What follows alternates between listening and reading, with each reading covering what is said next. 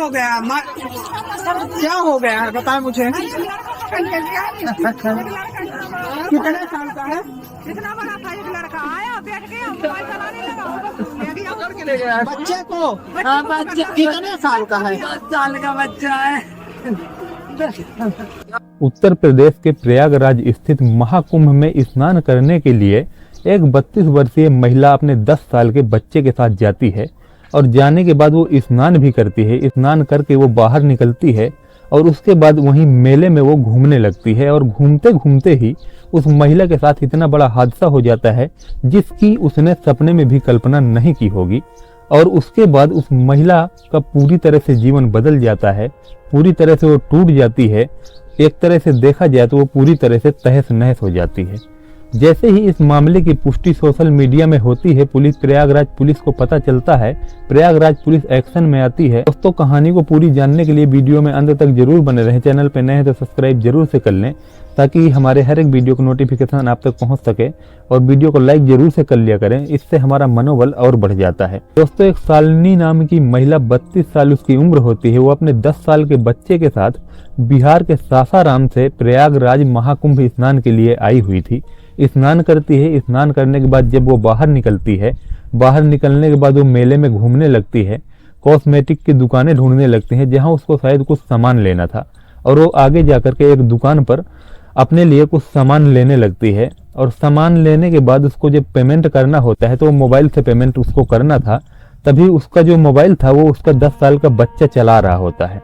वो देखती है कि बच्चा बैठे चला रहा है, वो थोड़ा सोचती है और सामान ले लूं तब तक, और जब वो और सामान लेने लगती है, दोस्तों महिला दुकान में सामान ले रही होती है, तभी वहां पर एक 32 साल का आदमी आ जाता है और बड़ी बड़ी दाढ़ी रखे होता है वो, और वो जाकर के वहीं बच्चे के सामने बैठ जाता है और उस बच्चे को देखने लगता है। वो महिला का जो बच्चा बैठे मोबाइल चला रहा होता है, वो बच्चा आराम से अपने मोबाइल में लगा था और वो एकटक उस बच्चे को देखे जा रहा था। जो 32-33 साल का आदमी आया था वो वहां देखता रहता है उसको, और अचानक से उठ करके उस बच्चे को उठाता है और अपने शॉल के अंदर छिपा करके उस बच्चे का मुंह दबा करके वहां से लेके गायब हो जाता है। अब महिला को पेमेंट करना था, दुकान से सामान ले चुकी थी। जैसे ही वो पलट के देखती है कि बच्चा कहाँ है, मोबाइल से पेमेंट कर देती, तो वो देखती है कि उसका बच्चा गायब होता है। जैसे ही महिला बच्चे को नहीं पाती है वहां पर, वो जोर जोर से रोने लगती है, बिलखने लगती है और अपने बच्चे को ढूंढने लगती है, आसपास के लोगों से पूछने लगती है। जब बच्चे का कुछ पता नहीं चलता है तो महिला सुबह से शाम तक उस बच्चे को वहीं कुंभ मेले के 10 किलोमीटर के दायरे में अपने बच्चे को घूम घूम करके सुबह से शाम हो जाती है उसको ढूंढते ढूंढते, लेकिन उसके बच्चे का जब कोई पता नहीं चलता है।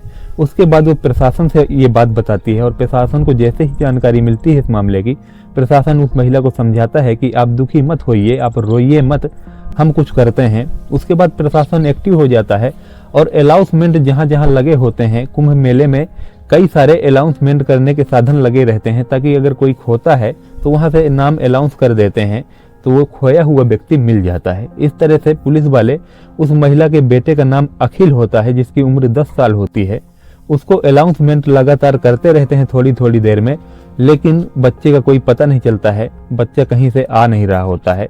महिला इस पर बहुत घबरा जाती है, परेशान हो जाती है, और ठंड का सीजन भी था, रात हो गई थी। तो पुलिस वाले आते हैं महिला के पास और पुलिस वाले महिला को समझाते हैं कि देखिए बहन जी, आप परेशान मत होइए, रोइए मत, बिलखिए मत, इस तरह से आप, ठंड का मौसम है, आराम से कहीं पे जाकर के आराम करिए, उसके बाद कार्रवाई फिर करेंगे, और इस तरह परेशान होने से तो कुछ हासिल हो नहीं जाएगा। लेकिन वो क्या करे, वो तो एक माँ है और माँ का दर्द माँ ही समझ सकती है, उससे बेहतर और कोई दूसरा समझ नहीं सकता है। वो बेचारी परेशान, रोती, बिलखती, पूरे कुंभ मेले में इधर उधर घूमती, ना उसको खाने का होश, ना तो जो है उसको ठंड से बचने का होश, परेशान रहती है बेचारी, क्या करे। उसके बाद जो है पुलिस भी अपनी पूरी कोशिश करती है। अगला दिन आता है एक दिन निकलने के बाद, और अगले दिन फिर से वो पुलिस के पास जाकर के बैठ जाती है। पुलिस वाले उसकी परेशानी, उसकी टेंशन, उसको रोता बिलखता देख वो भी परेशान थे, क्या करते। और उसके बाद उसको दिलासा देते हुए वो बोलते हैं कि हम कुछ न कुछ जरूर करेंगे और तुम्हारे बच्चे का पता हम जरूर लगा लेंगे। तुम ऐसा करो कि तुम कब तक यहाँ भटकती रहोगी, कब तक परेशान रहोगी इसी तरह, तुम ऐसा करो, तुम जहाँ से भी आई हो अपने गाँव चली जाओ, वहीं जा कर के रहो, अपना पूरा एड्रेस यहाँ पे लिखा दो, बच्चे की एक फ़ोटो हमको दे दो, और उसके बाद जब बच्चे का कोई भी पता हमें चलेगा, कोई भी जानकारी मिलेगी, तो हम सबसे पहले तुरंत आपको संपर्क करके बता देंगे आपके बच्चे के बारे में। और हमारा वादा है कि हम आपके बच्चे को सही सलामत आपको वापस कर देंगे। इस तरह से पुलिस वाले उस महिला को बहुत दिलासा बंधाते हैं, लेकिन महिला उसी तरह दुखी होती रहती है, रोती रहती है, बिलखती रहती है, क्योंकि दोस्तों वो अपने बच्चे को बहुत प्यार करती थी और उसको बहुत मन्नतों के बाद वो बच्चा हुआ था। वो बेचारी दर दर में जा करके बहुत जगह मन्नतें मांगी थी कि उसको एक बच्चा हो जाए, तब जाकर के वो बच्चा उसे मिला था। बड़ी मन्नतों से पाया था उसने, और उस अपने जिगर के टुकड़े को वो ऐसे कैसे छोड़ के चली जाती, ऐसे कैसे जुदा हो जाती उससे, उसका दिल नहीं मान रहा था। और वो पुलिस वालों से बोलती है कि मैं कहीं नहीं जाऊंगी जब तक मेरा बच्चा नहीं मिल जाएगा, कितना भी टाइम लगे, कुंभ होते होते खत्म हो जाए, लेकिन मैं यहाँ से नहीं टलूंगी। मैं जब तक मेरा बच्चा नहीं मिल जाता मैं यहीं पे रहूंगी। इस तरह से वो पुलिस वालों से बोलती है। पुलिस वाले भी उसका दुख समझते हैं और उसको समझाते हैं कि देखिए बहन जी, हम आपका दुख समझते हैं, आपकी तकलीफ समझते हैं, आपके ऊपर जो बीत रही है हम महसूस कर सकते हैं, लेकिन हम अपना पूरा प्रयास करेंगे और तुम्हारे बच्चे को जरूर हम तुम्हारे पास लौटाएंगे, सही सलामत लौटाएंगे। इस तरह से उसको वादा करते हैं। दोस्तों धीरे धीरे करके 2-3 दिन बीत जाते हैं, लेकिन उस बच्चे का कोई पता नहीं चलता है कि कौन लेके चला गया और कहाँ गया। जबकि पुलिस अपने काम में लगी होती है, सीसीटीवी बराबर चेक करती है, हर चीज चेक करती है, लेकिन पुलिस को अभी तक तो कोई सुराग नहीं मिला था जो उस महिला को दिलासा बंधा सके। और वो महिला इसी तरह से रोती बिलखती रहती है। हमें उम्मीद है कि आगे चल के उसका बच्चा जरूर मिलेगा।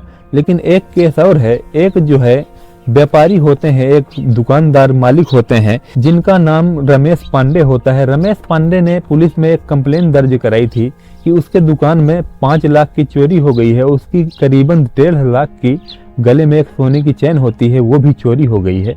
और जब पुलिस इस मामले की छानबीन करने लगती है और पुलिस उस दुकान में लगे सीसीटीवी फुटेज निकालती है, और जब सीसीटीवी फुटेज में पुलिस को जो दिखाई देता है वो तो पैरों तले से जमीन खिसका देता है। पुलिस के समझ से परे हो जाता है कि आखिरकार ये हो क्या रहा है, चल क्या रहा है। दरअसल दोस्तों हम आपको एक वीडियो क्लिप चला रहे हैं साइड में, आप उसमें देखिए, सारा सच आपको समझ में आ जाएगा। रमेश पांडे जो होते हैं वो एक दिन अपने शॉप में बैठे होते हैं, शॉप चला रहे होते हैं।